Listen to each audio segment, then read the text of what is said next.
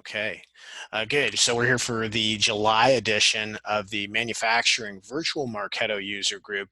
And we've got a guest speaker here, Diederik Martens, who's a Marketo Certified Solutions Architect, a four-time Marketo champion, a real cornerstone of the Marketo community in Europe, and leader of the Netherlands Marketo User Group. And so really excited to have you on here. I've been looking forward to being in one of your presentations for a while, and I've watched a lot of your content too, just over the internet. And so really excited by the content that you have, and really grateful that you're willing to share that with us. Thank you for that. We're going to kick off the session. So I don't know if you've seen any of our sessions here, but usually what we do is we start off with just kind of an overview of some of the group rules and the values in our user group. And I'm not sure if you run your user group the same way in the Netherlands, but generally we sort of start off and have this kind of an open and intimate and interactive sort of a session where everybody's allowed to contribute, and it's really a kind of a safe space to be able to share content and ask questions. And we're not here to criticize each other or kind of one-up each other. It's really more just about creating a place where we can kind of openly discuss and kind of learn from each other. And it's collaborative. So we all have a sales function involved with our different jobs and our different organizations, but this isn't about that. This is all just about learning strictly, and relationships come from that. But the point of this is not to be able to sell somebody something, or your product or service, what have you. They're fun sessions. We like to joke around a little bit, but they're also very professional sessions. So the idea is that you've invested time out of your days to be able to do this. There's other things that you could do with your day. We're grateful that you've spent the time that you have with us here now, so that we're able to give you something back, and you can walk away from this session and say, I learned something about Marketo, about digital marketing, about marketing automation that I wouldn't have learned if I hadn't been here participating. So that's a key piece of this. We'll talk a little bit about upcoming events. So there's a lot of things that are going on within the Marketo community. So to be able to help give some context here, we've put together a series of slides here just talking about upcoming happenings. So the Martech Book Club is one that we want to mention right away. This is happening on July the 24th, is our summer edition of this. We usually do one a quarter. And this one's going to be On the Edge with Allison Levine. Allison was a presenter, if I remember correctly, at Marketo Summit several years ago. And this book was recommended to me by Christina Zuniga, who is the Santa Barbara Marketo User Group leader. So we've decided to pick this up, and kind of following through with our last conversation on extreme ownership, about leadership from the U.S. Army, or Navy SEALs, excuse me. We wanted to keep going with that leadership sort of theme. And then this talks about Allison's adventures climbing Mount Everest, and all of the different things that she learned about leadership and about team building in the process of doing that. So if you want to be able to join us there, just set up a redirect off of my website, so conversionstory.com/book club, and that'll take you to the page to sign up so that you can participate in the discussion of that. It's a good way to kind of meet other marketing professionals too, and be able to talk about something other than the platform that we all work in. The 2020 Adobe Experience Maker Awards is rapidly coming up here. I think we're coming up next week. Really great presentation, sort of in lieu of some of the award shows. I think you saw the Marketo Revy Awards in previous years, and a lot of that's been folded into the Adobe ecosystem. And so really excited to kind of see this event and some of the things that are happening here. It gives you kind of a good chance to be able to see how the community is growing and expanding and modifying as the two businesses start to come together, and the communities around those businesses come together. A lot of synergies between the Adobe Experience Manager Cloud platform and what Marketo has built out in previous years as well too. So really a good idea to kind of go to this one. Here's the LinkedIn information to be able to access that event. I would probably do a Google search. I don't know if you're going to make it easy to kind of experience the link here, but I will put a link button on this video for the recording for people that are watching this to be able to make it easier for you to RSVP. This is the upcoming virtual user group calendar. Now we're a little later on into the month, mind you, sitting here the 25th. So understand that that we'll have some July events that'll be coming up and will be announced, and all of those you can find on the mugs.marketo.com website. That's what Marketo is using nowadays to keep track of all their listings of different events. The other thing that you can do if you don't have time to go to another user group, Warren Stokes in England and I are putting together this monthly session at the beginning of every month. So the first weekday of every month, we're going to go in and do a meeting with, and so this one's on July 1st at 5:30, but we'll be doing this with a rotating series of different Marketo user group leaders and champions. And what we're going to do is we're going to attend and watch and summarize all of the different user groups that you see in a given month. And that way, instead of having to attend all of them, if there's a topic or there's a certain issue that you're particularly interested in and trying to learn more about, we'll give you the ability to be able to summarize that in a 1-hour show that really just talks about all of the details that are going on. And then you can go back and take a look at the recordings within the session. So Amanda Thomas, Josh Pickles, Veronica Holmes, in Australia, New Zealand, and here in Houston, Texas, are going to be joining Warren and I. So it's really an international crowd that's covering all of the Marketo user groups that are happening. So if you want to attend that, you know, again, that's on the Mugs Marketo site. I'll have a landing page on my website as well.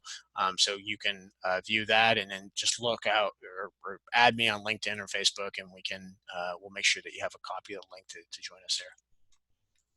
The other thing that we've done as a community is we're really starting to kind of aggregate all of the content. There's all these different recordings, and you'll have a recording of this session. We've set up a YouTube group, and we're starting to share that with all the Marketo user group leaders. It's called Marketo Virtual User Groups. You'll see content on there right now. We have content from Chicago, from the San Francisco mug, from Salt Lake City. The brand new Europe virtual mug is going to be has content up there. And of course, we're doing it in the manufacturing side of things. So it's a great place to go to one spot, add all of your, be able to browse all the different content, kind of like watching a TV show, except the TV show is all about Marketo all the time. Or TV network, I should say, with a whole bunch of different shows on there. So if you search in YouTube Marketo Virtual User Groups, or you just go conversionstore.com/video, I just put a redirect up so that you can quickly get to that YouTube channel. And I highly recommend you subscribe to that. And Diederik, I'll send you an invite as well so that you can post your videos to them live. And so we're trying to make that available so that, you know, as people are watching your content, they see mine. As they're seeing mine, they're going to yours. It gives you a good place to be able to kind of get all of the Marketo content that you want or need in one spot. Our next event, the last thing I want to talk about before we do introductions, is really just we had a manufacturing panel back in 2018 that we did with a couple of manufacturing Marketo user group leaders. I'm just confirming the speakers that you see here, but these were the people, you know, the type of people that were presenting on the last panel discussion. And Ryan and Carissa both went on to be Marketo Fearless 50 members after this this recording took place. So there's some really qualified, talented people in the Marketo community that are participating in this. And so we want to reboot this and then run this again. We're going to do this Thursday, July 23rd. So in a couple of weeks here. And it just gives us kind of a halfway point of the year. How are things going? A lot of things have happened. And let's take a look at that through the lens of the manufacturing industry. So the last piece here really wanted to kind of get everybody's input on and getting an introduction so that we understand the crowd as Diederik's going out to present. And so really just love to kind of pass the ball around a little bit and have each of you just give us a quick introduction to yourselves and where you're from and what company you're working for, what kind of projects that you work on. Jeff, can we start with you? Sure. So I am in the communications business. Started out really doing call tracking about 20 years ago. And that's how Michael and I met, with a common client. and we've really migrated onto incorporating now an advanced platform with texting and chat and web forms. But we're primarily in play in the marketing space, and then a lot of business automation features and stuff too. I'm originally from Chicago and now live in Southwest Missouri, near Springfield, Branson area. If you guys have ever been there, so that's my Excellent. briefing. Okay, thanks. Fatty, can we go with you? Sure. So my name is Fadi. I'm a marketing automation strategist with SAP here in Vancouver, Canada. I'm also Marketo certified, so I'm kind of like the Marketo admin, if you will, for my team. And yeah, I come from an automation background, so prior to Marketo, I also have experience with HubSpot, a little bit of Pardot, but by far Marketo is my favorite, so that's why I kind of enjoy investing more into the community and learning from each other. So thanks for you guys. Excellent. Okay. And then our next presenter, let me kind of do an introduction to Diederik, and Diederik would love, if you could talk a little bit about what you're doing and kind of your business and obviously kind of the scope of work that you're doing out here. But Diederik Martens is a Marketo certified solutions architect, which is the highest designation that you can get. It involves getting your MCE, getting a whole lot of experience hands-on in a lot of different instances, and then also going through a whole vetting process to be able to actually prove the knowledge that you've got in kind of a working capacity. That's embodied really. He's a 4-time Marketo champion, so you can be a champion 3 times, and then you have a set term there. He went back and has a 4th Marketo champion on. And Diederik, you're the chief marketing technologist at Chapman Bright, which as I understand, that's your firm. And I can't remember if I think I saw in your bio you are at, I think, 80 or 100 plus different instances that you've worked in, something like that. No, that might be a bit. No, I think well, dozens, multiple dozens at least, but I don't think 80. I think no, didn't know where you got that information, but not that many, I think. Okay, you sort of lose. I lose track of them myself. When I think about them, I'm kind of going, I can't remember how many I've been in, to be honest with you. So it's well, actually, if you think about a lot of people showing me their instance and asking advice, during summits and so on, it will be well over 80 or well over 100, but actually where I did work in and design stuff, it could be like 40, 50, something like that at least. Yeah. Okay, that's a great point. Yeah, thank you. Yeah, and so I've turned off the share here right now, but the topic is listening for feedback throughout the life cycle, and I'm going to turn it over to you now, and so you have a screen share to be able to use as you like. Yeah, should be loading. Yeah. Great. Okay, super. Yeah, well, thanks for the introduction, Michael, and happy to contribute. You mentioned the certification. I think it was back in 2013 or 2014 when they introduced certification. I was amongst the first 25 individuals worldwide to ever get certified at Summit. A few days later, I also contributed in the questions that are asked during the exams, and I think it was amongst that period when I started speaking a lot at Marketo Summit, but also at Serious Decision Summit, at Martech Conference, and then people in the room started to ask, well, that's all very nice for your employer, all those successes, but can we hire you? Yeah, and then at some point in time, I thought, well, let's start and go freelancing. And at some point, I thought, well, just provide more continuation for my clients, and that was one of the reasons I turned it into an agency. I don't want to talk too much about that. There's enough online about that. I just want to make sure that I can share some interesting things.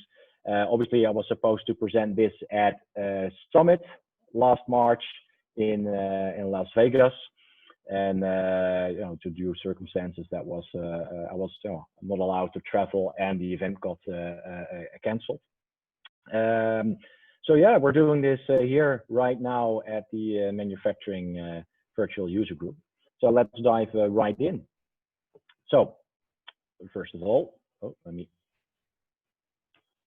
here we go. There are three things that I want you to take away from this session. So the first one is why you should not just measure your customer satisfaction, but how to positively impact it. And secondly, any Marketo tips and tricks so you can actually up your game. And the third one is some real flows and things you can do to leverage that feedback. And I think first I want to ask you a question and let that sink in. So how would you feel if you provided feedback to a company, but you never heard anything back about it? Just think about that for a moment. How would you feel if you have provided feedback, but you never heard anything back about it? It's really, I think, about truly listening to your customers, acting upon their feedback, preferably in real time, that allows you to positively impact customer satisfaction going forward. And how you can do that with Marketo and why you should do that, that's what this session is all about. So let me provide you some context. So first of all, the importance of customer feedback. Well, there's lots of trends out there, but summarizing that, we live in a customer-centric age. And that means that our customers expect us to be relevant. And Amazon is doing 20-minute drone delivery. We want to have things delivered straight away. We want our Netflix to suggest the right program. I think multiple research shows that about 70 to 80%, depending on the research, is dissatisfied if the offer or the communication is not personalized. So people expect us to be relevant. But what we often forget is, in order to be relevant, we need to be able to understand people, right? So the data, everything you compile, it needs to be pretty spot on. And what's also important is that interpreting digital behavior only is simply not sufficient anymore. Just looking at page views and clicks and having implicit data is one thing. But if you combine that with the explicit feedback, you get a much richer customer profile. And you will be able to better understand people and be more relevant to them in real time. And that's what it's all about. And the second question to provide context is, okay, but why measure this at different life cycle stages? Well, there is hearing and there is listening, right? So again, the question, how would you feel if you provided feedback which you never heard anything back about it, right? So when I provide feedback, I want to know that they did something with my feedback. And a lot of companies do like annual satisfaction surveys, right? So once a year, the state of customer satisfaction, and you come up with ideas to improve it. So for a lot of people, that improvement comes after 9 months or 12 months, or if people are dissatisfied, you want to act upon that and do things in real time. And but also at the key different stages, for instance, in the customer life cycle, right? There's where they onboard and become your customer, when they do their first renewal, or when they get the first invoice, or there's all kinds of key milestones in your customer journey. And if you do an annual survey, then you don't know where people are in their journey. If you use Marketo and combine that, you can have pinpointed satisfaction measurements on key parts of the customer journey. How satisfied are people when they just onboard or when they renew, and then you're able to actually take those key mile points in your customer journey and improve them. So that's the context. But first of all, maybe you can fill out a little poll for me, because what I would like to know is at which stages of the life cycle do you currently measure customer satisfaction. I don't know if it's NPS, Net Promoter Score, CSAT, but at least I think you prepared a poll, Michael, or not? Is it possible you can launch that? Yeah, I did. Here we go. You should be able to see it. Is this a multiple pick or pick one, I think, right? Let's pick one, yeah. Yeah, okay. Then, you know what? then skip it. Well, my bad. I wanted to ask if it's a multiple pick. Okay. What we can do is we can set up a poll or a short survey. Post Right. it as a comment below the recording later on. Yeah, absolutely. So people can contribute later on after the session. Oh, yep. Good. All right. Let me skip to the next slide. So, that being said, that's the context. Let's look into how you can leverage Marketo for feedback at different stages. I'm going to do that also based on, to give you some example of the MarTech stack that we're using. And our tech stack looks somewhat like this. We're on Marketo, we're on Salesforce, we're on PandaDoc, we're on Cerficate. So some of you might use SurveyMonkey. Both of them have Marketo integrations. For those of you in Europe, Cerficate is hosted in Europe instead of the US, which has something to do with your data and so on. I do like their integration a bit better because for SurveyMonkey, it's kind of a workaround to get things going. However, for this session, I'm not focusing on Cerficate or any survey platforms. This is a Marketo only solution that I'm pitching right here. But to give an example, if you look at an agency style, you know, Michael or Jeff, some of the others might recognize this. I'm not going to put too much effort into this, but typically you get some kind of form fill, you get some interest-based nurture streams popping up. You know, you have an interest in service X, so we start, you know, emailing you and SMSing you and providing ads on that specific topic. At some point, there's someone calling, there's an MQL, there's a meeting, and eventually, if there's some kind of business to be done, there's a first opportunity. A proposal is created, and then at some point, there's a one deal. And I'm gonna focus on this part right here because our hypothesis was that if you win a deal, it takes about 2 weeks, 4 weeks before you start the project. And when you sign a deal, it's like a marriage, right? So nurturing, right, is we all know the story about you meet a girl or a guy and you start dating, and at some point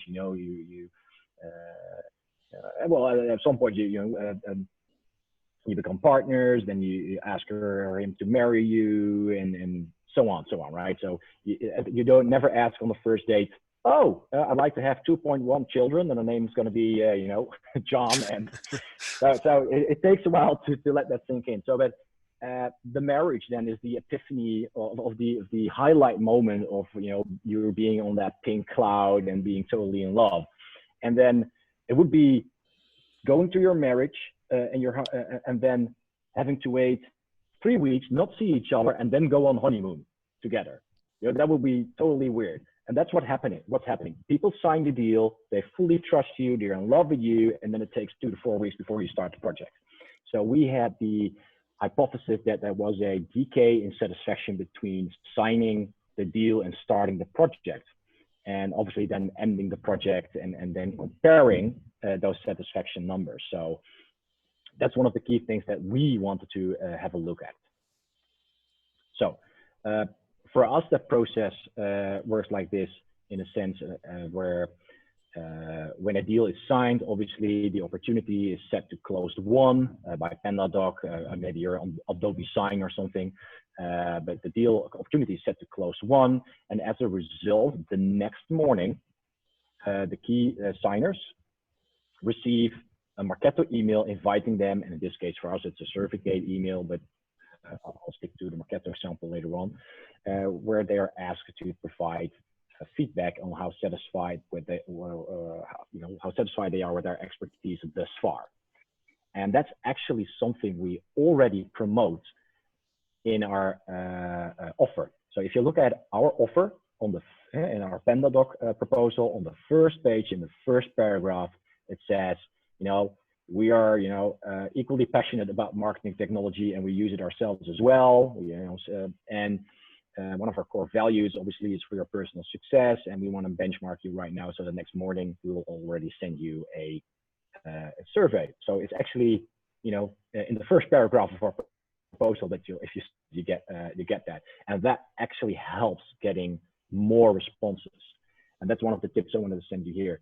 If you announce you're going to do a survey at some point, and it comes in, people know why you're asking for that survey before, and they don't even have to read the email, and that brings in more responses. So the next tip, and before I do that, I want to highlight some of the links below. All of these links redirect to either Marketo docs or something like that, additional content that has a much more deep dive in any of these topics. If you want to know how to set up things, the instructions are all there. So I'm not going to provide you all the instructions, but of course then we would be talking for hours. But this way you have access to do and build everything you see today yourself tomorrow. So I hope with all the integrations possibly that you have, because Marketo is one of the best integratable enterprise platform out there. They don't have their own CRM system. As a result, they need to be as open as possible. So a very strong REST API. And one of the core things I can advise you is that if you have more custom objects or maybe Dynamics objects or Salesforce objects from your native integration, it allows you to pull in more data than just lead, contact, account, and opportunity. And allows you, for us, it allows us to do, we are on Salesforce Service Cloud. That means that we have help desk tickets, and we leverage those tickets. So every time someone logs a ticket, we can then have Marketo, when it closes, send a satisfaction survey or something like that. And we can also leverage the data from the ticket owner or the one who, managed that ticket. We do our project management in Salesforce. So we have projects and project members. And so when a project, changes status or something, and a project is started or halfway or ends, we can actually leverage that data of the project to say, hi, you're in this project, we're halfway, and would love to have, the project owner would love to have your feedback. And that, also makes the emails much more personal, which also results in much more responses. And one of the other core things is don't over ask.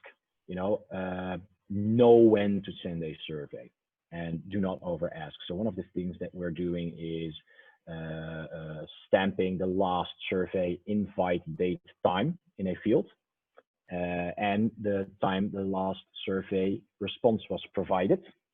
And that way, if someone's already asked to provide a feedback in the last 90 days, we don't ask it again. And I put trigger between apostrophes because what you see on the screen is the batch, of course. For those of you that... Yeah, sorry, sure. This is Jeff. And not being as intimate, obviously, with you guys and Marketo, but are these surveys delivered primarily via email? Yeah, this example that I'm showing you is a survey delivered by email. Yes. Yeah. You can answer it straight from the email, by the way. Okay. Yep. And one of the key things that, for instance, as an example on the screen right here, is that I have prevent post opportunity survey. Is a field that I created on the Salesforce opportunity object, and the sales rep can actually, tick the box if he doesn't want it to be sent out. These kind of things are set up.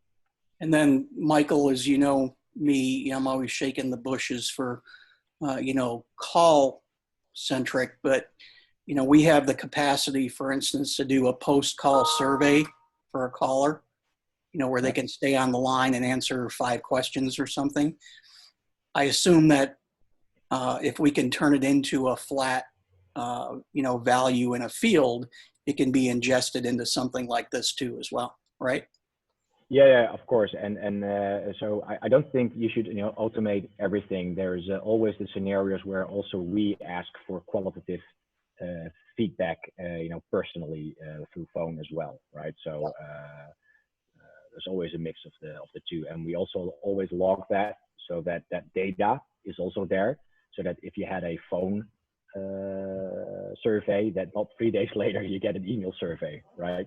So you still need to update that invite date, survey invite date time. Yep.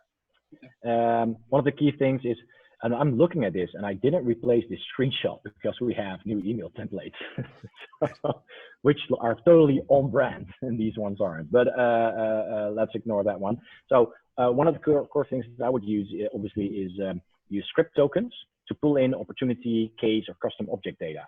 So if you want to know more about script tokens, there's a whole bunch of content there. I actually did some videos on salutation tokens a few years ago. But you can then say, give me the name of the case or the name of the opportunity, or you had 4 cases in the past month and list them, and that way people recognize what you're asking questions about, and that makes it much more tangible, and you get much more responses as a result. And we're using a survey platform like with SurveyMonkey and with SurveyCase. You can ask the first question directly in the email. That would mean that any of these boxes would link directly to a unique URL, to a unique answer ID, and that way people have already answered the question. And then the second question is, can you provide some textual background on your rating? That's all very nice. Most of you do not have a survey platform. I think a SurveyMonkey might be about, with Marketo integration, about 10K per year-ish, might be outdated pricing information. I know SurveyGate is about 3K per year, including Marketo integration. I'm not the world's biggest expert in how to do the best surveys in the world. I've got colleagues for that, but so I wouldn't be able to judge their, let's say, survey capabilities. But what I can review is how their integration looks like. But if you don't have that, then there's a lot of things that we actually do with Marketo standalone. And yes, we're on Salesforce, so we create a lot of fields on Salesforce. If you're not, you create them in Marketo. But as you can see on this screen, what I have right here is I create a field which I call CSAT, which is a decimal float with 2 decimals. And I also created the date time, the invite date time, and I have mid-project post case and all the different ones that I want to check. So for the different stages that I want to measure, and for each one I have that float with the rating, and I have a reason field where people can put in the latest text. But if you create those fields, well, if you don't know how to create fields and you're an admin, just go to field management and administration. There's some documentation in the bottom. You can create those fields yourself. Okay, so how would you then populate that? So I hope you know a lot about hidden form fields, but if you don't, if you create a form, you can take that newly created CSAT field and you can turn it to hidden instead of a string or a text. And if you turn it to hidden, you can also hit the autofill. And if you do hit the autofill, then you can choose get value from URL parameter, and then you can define the URL parameter. And hopefully I have it in the next slide. And what would then happen is someone would go to, I don't know, yourdomain.com/page, landing page of the survey.html ? CSAT is 8 or 7 or 6 or 5. And you take those links, put them behind nice buttons or boxes or links, and that way you would have 10 links people could choose from. And by choosing that, they would end up on a landing page with a form, and then the CSAT will be automatically populated, and they would only have to fill out the second box with the reason and hit submit. And that greatly reduces the number of dropouts. And for those of you that know HTML, you would then just see like the link right here, and it says CSAT is 9. That I hope, well, zoomed in, it's much more clear. Would look something like this. Actually, in our new templates, we created a module for it, and then with local variables, there's 10 local variables, and people can just add the links on the right side in the editor without having to do anything with the code whatsoever. So yeah, that's the process combined with just saying I have created a field, there's a form, I use an email that sends people to a, let's say, landing page with a form. It has a hidden field for the customer satisfaction that is then populated through the query parameter. That's how you can get customer satisfaction for CSAT at different stages. Well, that's a bit of the technical part of an example how you could do something with that with Marketo only. But the thing is, if you want to truly listen to your customers and act on their feedback, you need to do an extra step, because I only just showed you how to get feedback, not how to act upon it. So doing that is obviously trigger based. In this case, for us, we actually also use a different trigger, because the survey platform obviously has a custom activity, like has survey answer. And then for every survey answer, it's a custom activity, much as you have a web visit, an email click, a survey, or a video viewed. Or, but if you don't have that, then it's just, someone filled out a form, and it's the satisfaction form on that specific web page. And in this case, if the CSAT is a 7 or lower out of 10, well, that just doesn't cut it, right? We only go for an 8, 9, or 10.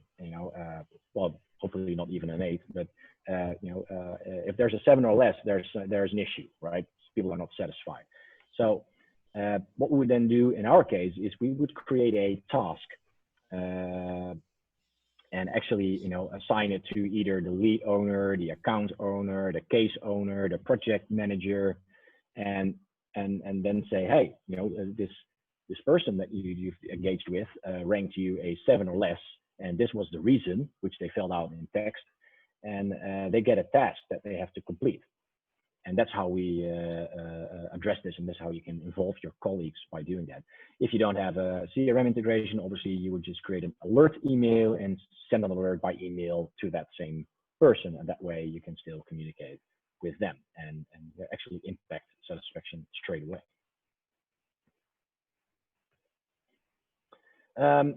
Okay, a tip. I get this a lot, and that is, well, Peter, John, and Melissa have worked for the same company. They all have a customer satisfaction like an 8, 9, and 10, and they did that in the last 2 months. But what is the company brought customer satisfaction? Do you just simply take the average? Do you take the last satisfaction? So there's all kinds of things you're running into. The easiest one is to look at the last satisfaction results from for a contact and make that the latest company satisfaction. It's an easy way to do it. And in this case, what I've done is a Salesforce workflow. I could have used Marketo, would be much easier, but in this case, I did it in Salesforce for a specific customer. And where we see if there's a new CSAT on the contact level, it would then 1 hour later take that contact and that CSAT and put it into the company CSAT field. And that way, if you look into, well, this is how you could do it with Marketo. It's much easier. Change data value. Company lost CSAT is lead CSAT, and then you're done. And that way, but for Salesforce, we're not just leveraging the CSAT, we're also connecting the contact that provided the CSAT and so on. And it would pretty much look something like this. So here I'm on one of our customers, it's an account, Unilever. And in Unilever, there's multiple contacts. One of those contacts is, well, which I blanked out. And he provided an 8, but actually you can see that the person is then clickable. And that's why I did it in Salesforce rather than in Marketo. But you can do it just in Marketo. And as you can see, here's the company last CSAT is some of the key components we list on the top. But using the last contact CSAT is not necessarily the ideal way, right? What you could also do is let's take of all the satisfaction survey metrics provided in the last 90 days by all the contacts in this account, and take the average of the last 90 days CSATs. that might be the very nice CSAT on company level, which I think is much more trustworthy than just basing it on a single person and the last touch. There's a catch though. If you use Salesforce, roll-up summary for standard relationships like account and contact is not available. So as a workaround, you would use the process builder, the one I just showed you in the previous screen, and there you can create a process for it. If you want to know more information about that, there's a link that talks about that workaround if you're on Salesforce. Okay, some other pro tips. Like I said, create a date timestamp field, and every time someone, if you send out the email, so flow step 1 is send satisfaction email. Flow step 2 is stamp the invite date time with the current system date time. And that way you don't over ask, because you then say, only send the email if the last CSAT invite date time is on or before 90 days ago. Also stamp the response date so that you know when the response was given. And of course, don't stick with only CSAT and CSAT reason. Take multiple journey stages, mid-project, post-case, post-opportunity, when the first renewal cycle, or if churn is something that you're focusing on. So do that. Now, I want to leave you with some additional scenarios for gathering feedback, which are different than using key life cycle stages, because what you can also do is, for instance, a structural newsletter satisfaction measurement. And so that would mean that you have a always on survey, right? And it's the customer satisfaction, newsletter satisfaction survey. It can be good or false, yeah, and just put 2 links behind it, and you put it by default in your email template. And that way, if you have a survey platform, that makes it even more interesting, because then you can see the trend by month, how your newsletter satisfaction is evolving over time. And if you add the actual newsletter as a custom field with your survey, which is something that is supported by SurveyK or SurveyMonkey, then you can actually also filter by specific newsletter as well. And you don't have to do anything. It's just you build it once, and then you can see per newsletter, per period, how well these are performing. Something that would be harder with just Marketo itself. Earlier I mentioned script tokens, so you can, it's all to be more relevant, right? By personalizing the experience. You get more responses, more conversion. Use those script tokens, drag in. If you ever used script tokens before, you can just look at the different objects on the right, drag it in. If you copy someone else's script, if you copy one of the scripts that I've put online, or many of the other Marketo champions, or make sure that if you copy code, that you do not forget to check the box in the right column, because if this check mark is not there, it will not work. You will get empty tokens, and I've seen people struggling for hours to find the root cause of that issue. Well, let me summarize with some of the key takeaways. Again, what we discussed: do not just measure your customer satisfaction, but impact it. Use to provide Marketo tips and tricks for stepping up your feedback game through the customer lifecycle, and implement the provided tips and tricks to trigger flows and act upon provided feedback. And that way, by truly listening to your customers and acting on their feedback, you can actually positively impact customer satisfaction going forward. Well, this session wouldn't be about feedback if I didn't ask you for feedback.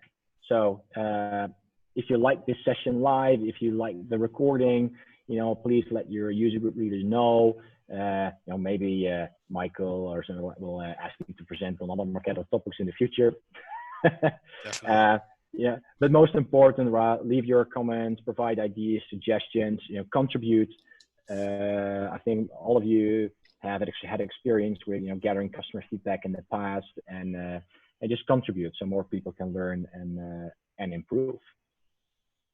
And that leaves me with time to do some Q&A. And then, yeah, hope you find it worth your time joining this session. Well, thank you so much for that. I'd love to kind of kick off some of the question and answers around it, and really like to say, I think Jeff and I both have kind of worked on projects where Net Promoter Score was a big part of the factor, and actually we use Certificate in that particular project as well too. So love the tool that those guys have built out, and on all the different reporting capabilities that they have, and kind of the way that it's broken out. They kind of have their own different version of workspaces. So we had it across 8 different workspaces, and Certificate has its own rules for you to be able to kind of share what reports you want to share and what you don't. And that's kind of where my question is to you is I love the feedback about, being able to kind of aggregate data and do like an average across the account.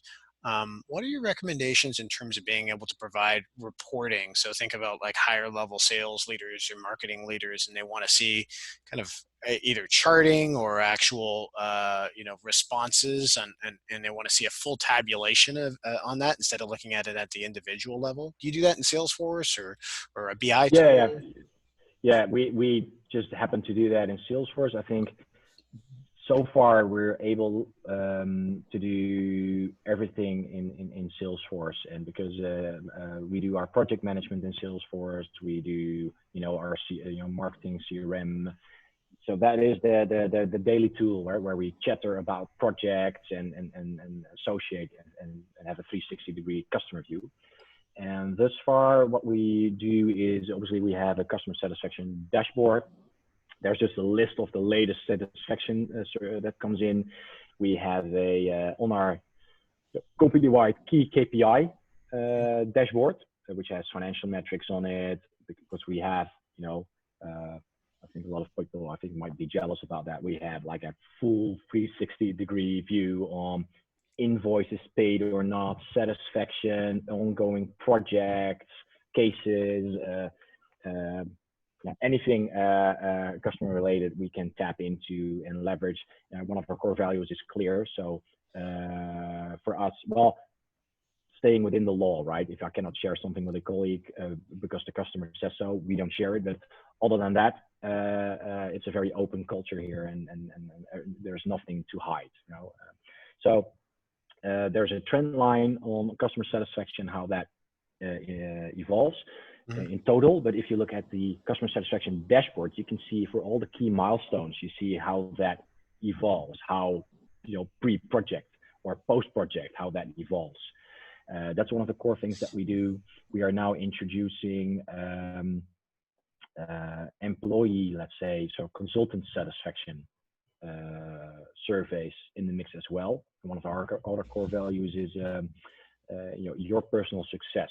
So it makes us a bit of an odd agency, I think, because most agencies are based on billable hours, right? So you wouldn't help your colleague because that would reduce your billable hours, or you wouldn't really help your customer would really be trying to spend as many hours as possible because you have a target on it. So there's no target for us on billable hours. So what we do is we try to help others. So we ask, start moving forward, we're starting to ask people in our team, how do you feel helped by your colleagues? And if that rating is not high enough, then we have an issue. Or how well do you think you can help others?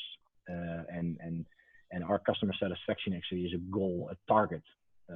So that dashboard is pretty important for us.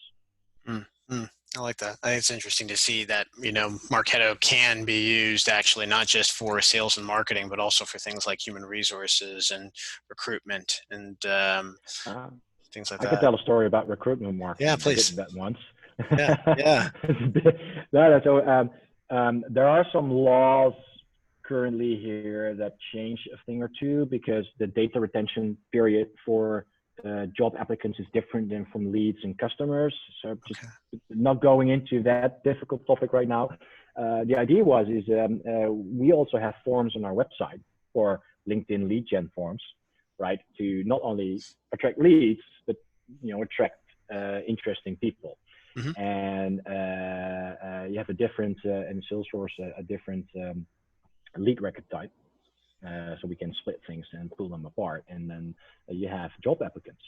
And they are interested in a certain area, and they are now at a certain life cycle stage where we're warming up, and they're are interesting or not, and you have the introduction meeting is done, and then the second meeting, and then that's something I did at a previous employer many years ago, and you can actually manage the entire let's say job applicant life cycle. Interesting. But also the onboarding process. So also in this case, I'm saying the word Salesforce way too often during this session. But talk about Phil's blue pill and red pill speech from sure. 2 years ago. But what we also do is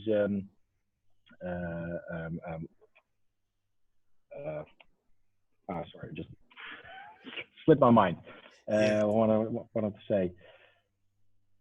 I think it's interesting to kind of see actually that you're talking about where they are in a life cycle, and it dawns on me that really from an employee perspective, you could almost build out a second life cycle. Marketing engaged would be different for an employee, a prospective hire, and those qualification rules.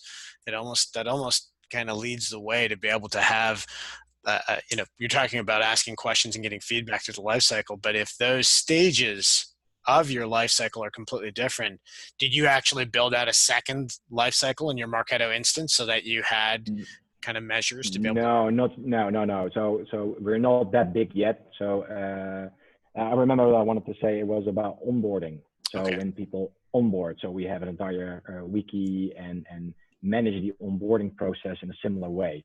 And what we're now planning to do is that have Marketo send you the email for the first day, and with all the deep links to the wiki, and then after 1 week, and it includes a video of me showing you around the office, and then every few days you get an email with more interesting details, introductions by colleagues, and you actually also manage that onboarding process with Marketo, and that's something we do have. And I've been thinking about doing let's say a proposition for recruitment marketing for a while, but it's just so busy doing propositions for marketing and sales at the moment. Yeah. Could be a business. I had a project once actually where it was a university on the West Coast had done that for recruitment for MBA candidates. And then there's an onboarding sequence where they're doing a nurture to kind of help you do sort of a virtual tour of the campus. So, they have a lot of international students that come to the campus, or the cost for them to come there physically is a bit much. But if I can produce video content and then nurture them before they arrive, that's very, very cool. I actually started my marketing automation career at an MBA flagship school in 2009. Really? So then I moved to a Financial Times FT 100 business school, and then I quickly figured out that putting a $40,000 or $50,000 MBA in your shopping basket and just paying it with PayPal is not a thing, right? It's not the same as putting a pair of Nikes in your shopping basket and having a same day delivery.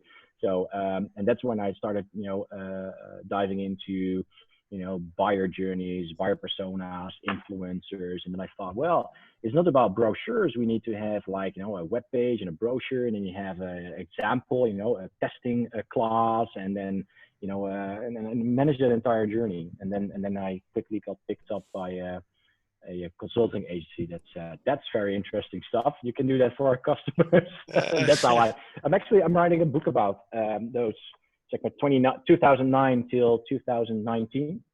I think I announced that about 6 months ago when I was talking in Sweden. Okay. The manuscript is ready. In a few weeks' time, I'm going on summer holiday, and then I promised myself I would go write every morning before I go to the beach. So maybe in a few months' time it will be ready. So 10 years in marketing automation, all the lessons learned.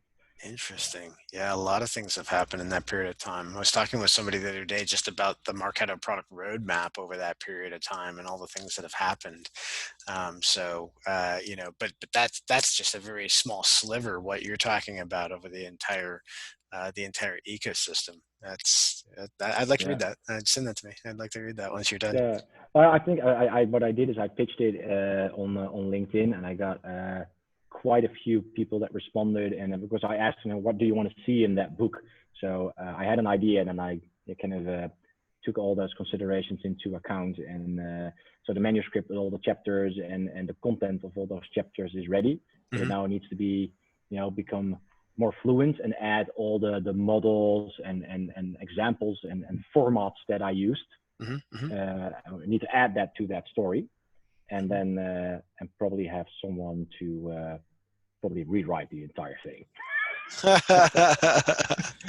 I'm not a native English speaker, of course, so it might be well worth it to have someone just edit it. Oh, I'd love to read it. I'd like to talk a little bit about Jeff's comment too. Actually, I think it was interesting his question about telephony with gathering feedback as well. So there's a manual part of it, but nowadays some of the options that are there kind of lead the way to omni-channel. Like I know, obviously having used Cervikit myself too, that a lot of those questions can quickly be embedded inside of email assets, and that's probably the fastest way to get responses. And website polls as well. Yeah, that's what I was just thinking. Like, so you link to a website poll, you could do, AdBridge and push those people to maybe customers that are in Have your you ever custom used audiences. Drift? I haven't used Drift, been in a couple of their sessions. Yeah, Drift is I think Fiona and our team is still, we're all now Drift certified with Oh, really? playbooks and all those methodologies. And we really, really, really strongly believe in that.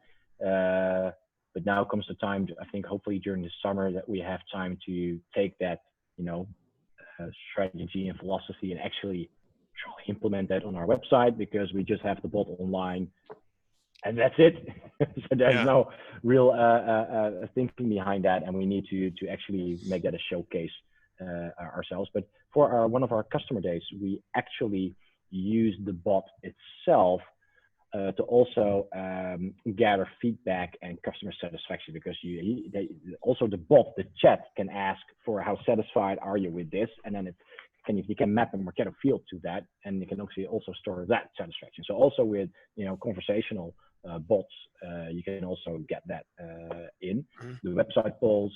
There is we're using Ringlead to make sure that our phone numbers follow international formats. So you can use auto dialers, and we don't have an auto dialer yet, but I wanted to make sure that the formatting. I mean, if you're in the US, it's always a fixed format, but if you're doing international business outside of one country, you need to have the plus sign and then country code. And if you do that and enforce it, so in Salesforce you can enforce it for the sales reps, they fill out the right through the right masking. You can have Marketo forms with masking to fix that, but there's going to be bad data flowing in anyway. So have some and you cannot use Marketo to do you can do a lot of data normalization with Marketo. So if it's United States or the United States, USA, US, you can all normalize that to, I don't know, United States. But you cannot take phone numbers and package it in a different format. That's just, but with a tool like Ringlead, and there's now I need to obviously name 2 competitors to make it a fair game. Just not top of Right. Lean data. Lean data. So now it's advertised value. You can fix those phone numbers for auto dialers, and I think if you use auto dialers or you have some kind of way that after a sales rep ends a call, they can or the sales rep opens a non-tracked Marketo form page.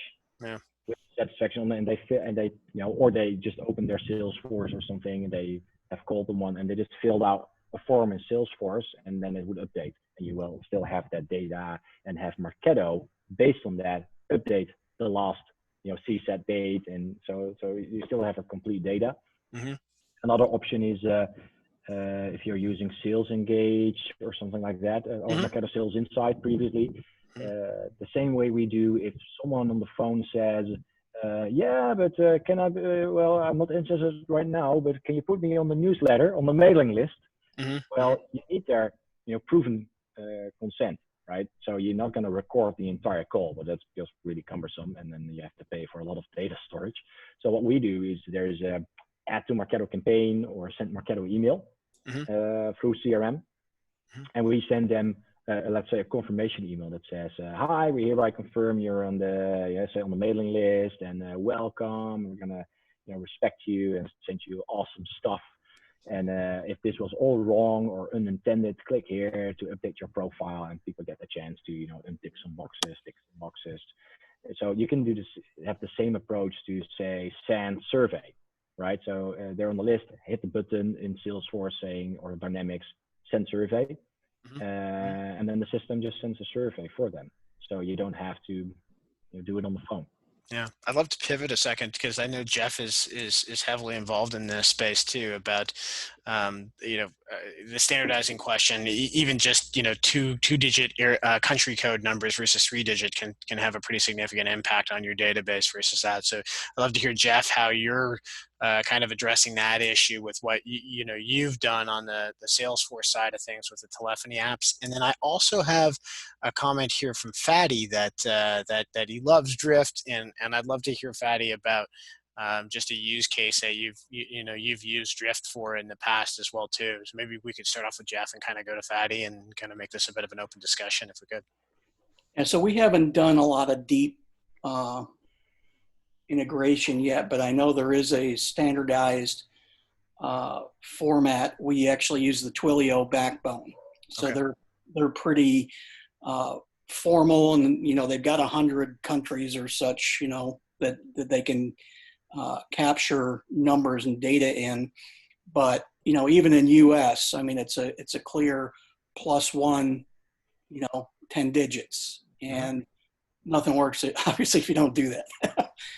So I found that out more than once the hard way, to remind myself that it's sometimes not as simple as this and that +1 to test things. But that seems to have been at least standardized from the perspective that it's universal, and obviously Twilio's got a lot of reach too, so that works unilaterally across the globe.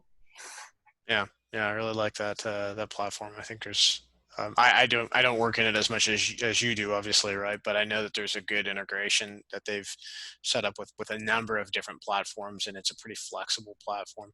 Fatty, let me ask you a little bit about Drift. Speaking of robust platforms, how are you all using that? Tell us a little bit about your Drift case. Yeah, sure. First up, thanks so much, Diederik, that was an amazing presentation. I really got a lot of things from it. So yeah, I mean, there are a couple of scenarios where we played around with Drift.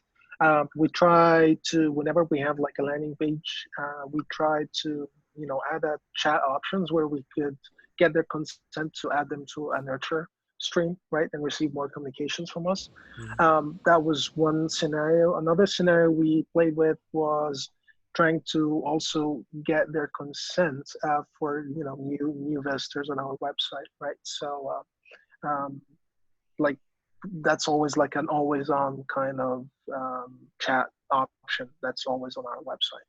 So these are two specific scenarios that I personally worked on with Drift. And I think like the whole notion of like the industry moving away from forms is just, I kind of see that happening and support it. So I guess it's just a matter of time where we start seeing more ungated content, and people would be more willing to give things out without capturing names and personal information through forms. Yeah, I'm very enthusiastic about the conversational pages as well, where you actually, like, say, on the left side you browse through the PDF, and on the right side it has a chat bot, and depending where you are in the PDF, it starts asking you questions on the content of the PDF, and then, hey, maybe can I send the PDF to you by email so you can read it at a later stage? And then people drop their Right. email in the chat and stuff. It's Right. way better than a form, I think. Yeah, the one thing that we cannot really so far we cannot fully utilize Drift is like we don't have like a dedicated like team sitting next to us where they can jump on that chat, pick it up. So it's always been kind of like inbound marketing versus more of like sales geared, because if someone is interested and would like to chat more, still they have to get into our systems and get routed, and at some point, not as prompt as we would like to, will be picked up by an SDR or something. But that's the only thing that we still working on. But other than that, these are the two cases that I mentioned. These are live for us. Yeah. It really adds to Marketo. Yeah. Sorry. Yeah. Another channel is, I'm not sure how popular that still is, and also in the US, is short message service, SMS. WhatsApp is not that big in the US, but it's pretty big in Europe. And there's a lot of telco providers that you create a number, and then you can have SMS or WhatsApp in two-way, so bi-directional. And we don't use the REST API for that. We just use a one-way with the webhook, because there's low volumes involved. So if it's under 1,000 calls an hour, a webhook could be fine. If it's over 1,000 calls an hour, you should really consider moving to the REST API for that. So what we do is we have a mobile number, and we take a field and we name that message body. And then there's a flow that says, hey, change message body to this text, call webhook, clear message body. That's how we send an SMS. And so what we did is when people checked in on our event with the iPad, where we check people in, then within 10 seconds, they would get an SMS saying, hey, welcome, take a seat, grab a coffee, we'll start, at X minutes. And at the end of the day, it's 15 minutes before the end, it says, when we're at the bar drinking, it says, yeah, last round in 50 minutes, so grab some beers. And and 5 minutes after the event closed, and people were, in the car, train, bike, home, they would get a message saying, okay, I hope you enjoyed the day. Let us know what you thought about it. And there was a survey attached to that SMS. They could click through, directly answered on their phone straight away instead of the next day. That's very cool. That worked really nice. So that's another channel you could leverage feedback on. Yeah. Definitely see a lot more opportunities that'll be growing, and a lot of the things that I'm seeing in the product life cycles now about AI and machine learning and being able to kind of make use out of, I think there are applications that have more of that kind of natural language processing. I think Drift is an example of that, if I remember correctly. But it'll be interesting to see how the robustness and complexity of that feedback and being able to do like sentiment analysis becomes more commonplace. It's not just a kind of a data mining perspective. It actually winds up being something that can be used by marketers en masse without having to have some deeper technical skill sets. So I'm curious to see kind of how that trend is going. Hey, are you seeing any of that yet, or what's been kind of your exposure? Have you seen any of that yet? Well, I've been following this research guy from Forrester, who is really diving into the world of AI and machine learning and what's evolving. I think the current state pretty much is point solutions. So every little bit of machine learning does one really tiny thing really good, but there's no comprehensive, thing that stitches it all together and makes decisions based out of multiple things. And it's going to take a whole while before we are there. I mean, there is AI on machine learning on, predictive lead scoring. It's actually in one of our propositions. So in our nurturing scoring proposition, and in the more advanced use case, and if you have enough data, the tool will actually look at different patterns that it finds in the closed won deal data. then take the data of when you were a lead and trying to find things. And instead of you thinking, oh, let's do a +4 for this and a -6 for that, it's just gonna, okay, so I'm gonna do this +4. Oh no, that didn't really work. It needs to be +3, and it self-adjusts and self-learns with the scoring algorithm, and then your scoring gets better automatically.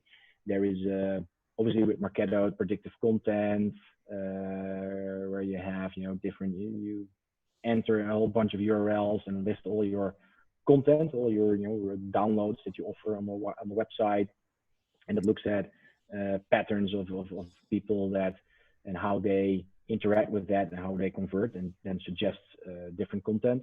It's a product where it has some nice features, but it's still in the infant days. Mm-hmm. But interesting. I don't think it's that expensive, so you might as well try it. Then it's actually, there's an interesting resource on our website. Marit Rossing presented Planon is a 10 years plus Marketo customer, so they're quite mature, and they do a whole bunch of stuff. And during our pre-summit afternoon, so the day before the summit, we organize an off-site event where there's an afternoon full of free additional sessions in Europe, not in the US. And Marit presented their road to predictive personalization and where they are and where they're growing towards. It's very interesting content. We have real-time web personalization, but it doesn't involve AI and machine learning. You kind of define how it's personalized, and you have to come up with all the campaigns yourself. However, I mean, conversion rates do increase very significantly, but it's not self-learning. You need to put all the work into it yourself. I haven't used predictive audiences yet. That's just brand new. Yeah, that's brand new.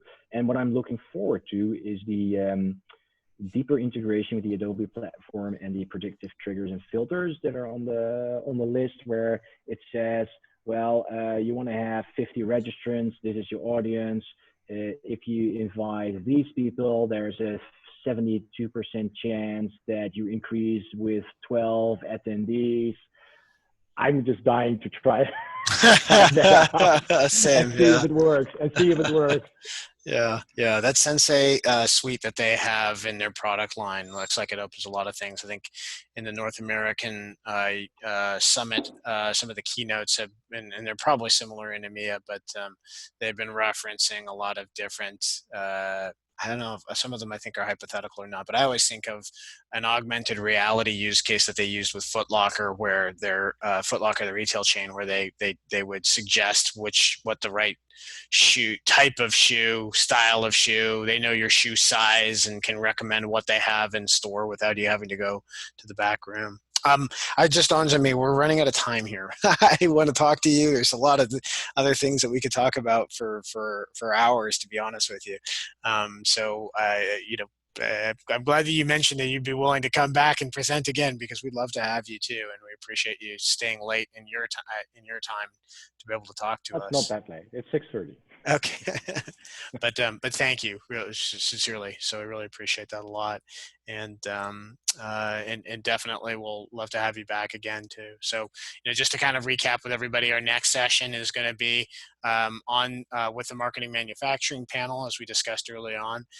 We kind of always leave our sessions here. So may all guests who enter leave as friends, and so we hope that you've met a couple.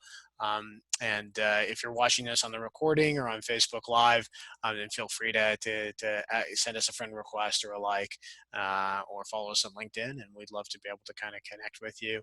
Diederik Martens from Chapman Bright, thank you so much for being here today and presenting on the topic. Yeah, you're welcome.